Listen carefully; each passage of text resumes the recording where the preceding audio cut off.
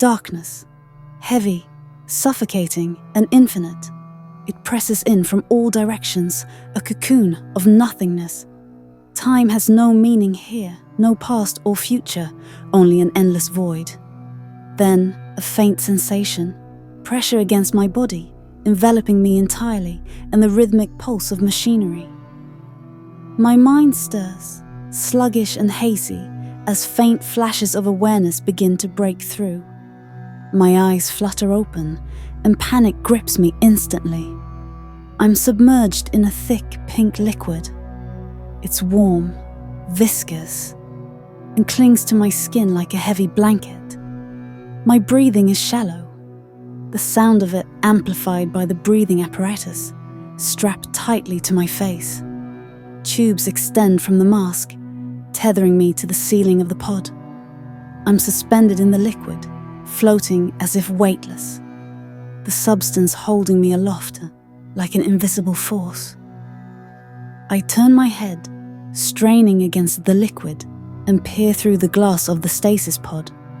The outside world is shrouded in darkness, an oppressive void that seems to stretch endlessly. Occasionally, a red light flashes, its faint glow piercing the blackness like a heartbeat. It casts brief, eerie shadows on the surrounding surfaces, but reveals nothing beyond the immediate confines of the pod. Then I see it.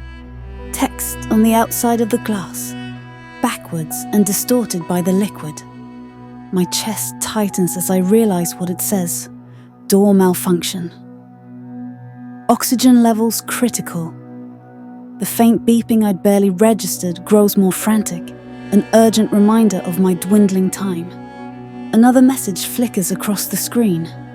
Manual override required. Desperation surges. I push against the pod's glass door, but it doesn't budge. My movements send ripples through the liquid, but the door remains sealed tight. I hit the pod doors repeatedly, trying to smash them open, with no luck.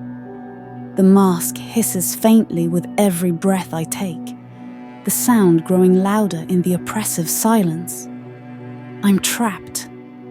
My gaze darts around the interior, searching for anything, any clue, any tool I can use to escape. Then I see it. A small panel on the inside of the pod near the bottom, slightly recessed.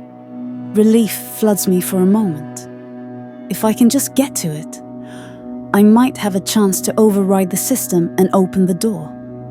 I push off from the back wall, near where I'm floating, struggling against the drag of the liquid as I propel myself toward the panel.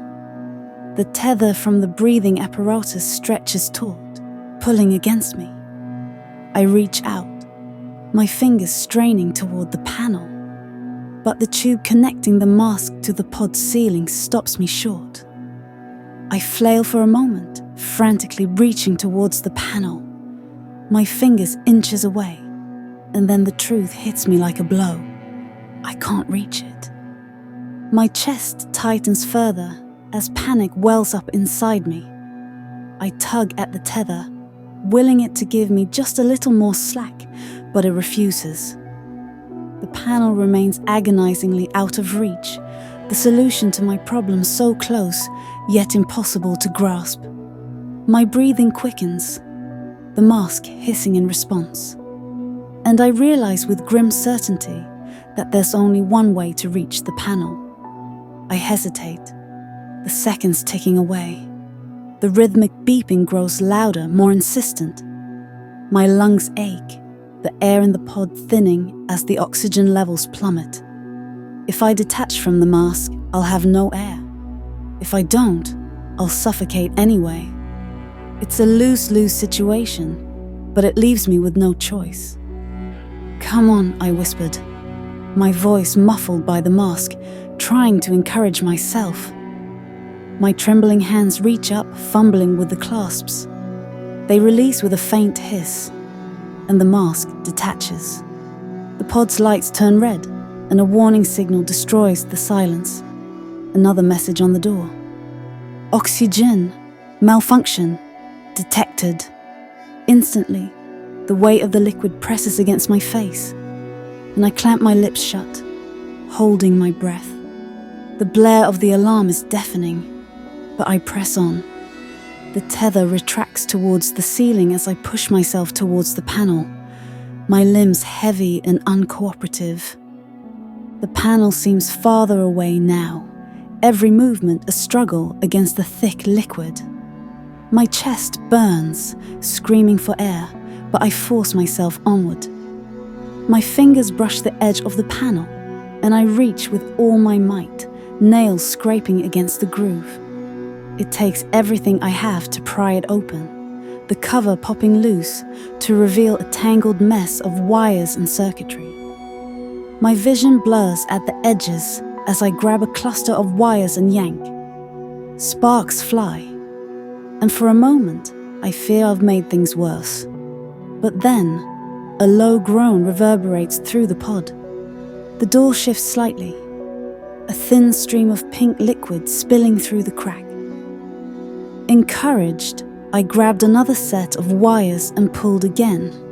This time, the door releases completely. They slide sideways, and the liquid rushes out in a flood, dragging me with it. I tumble onto the cold, hard floor outside, gasping as the pod's residual air escapes from my lungs in a violent cough. My body convulses, heaving as I rid myself of the remnants of the substance. For several moments, I lay there, chest heaving, the world spinning around me. The cold floor is a stark contrast to the warmth of the pod, grounding me as I struggle to regain control. I begin to shiver and curl up into the fetal position. The air is sharp and sterile, a metallic tang lingering on my tongue. Pushing myself up with trembling arms, I take in my surroundings. The room is dimly lit, the faint glow of emergency lights casting long shadows on the walls and machinery. Other pods line the room, identical to the one I just escaped from. Most are dark and empty, but a few still glow faintly, but revealing only the stasis clothing with no one inside, as if they had just vanished. A sense of unease settles over me as I stagger to my feet, thick liquid ooze pooling around me. The screen on the pod I emerged from blinks one last time before going dark. The words, Project Eden status terminated, burn into my memory. Whatever this place is, it's no longer operational. And I'm alone. The door to the next room stands broken and ajar, revealing another room beyond. I glance back at the pods one last time before stepping forward, my bare feet leaving wet footprints on the cold floor. The faint hum of machinery echoes through the halls, accompanied by the rhythmic drip of water from my soaked clothing. The questions swirl in my mind, unanswered and relentless. Who am I? Where am I? And why does it feel like I'm running out of time? As I move into the room, I am welcomed by a giant. I gasp in awe as it looms over me.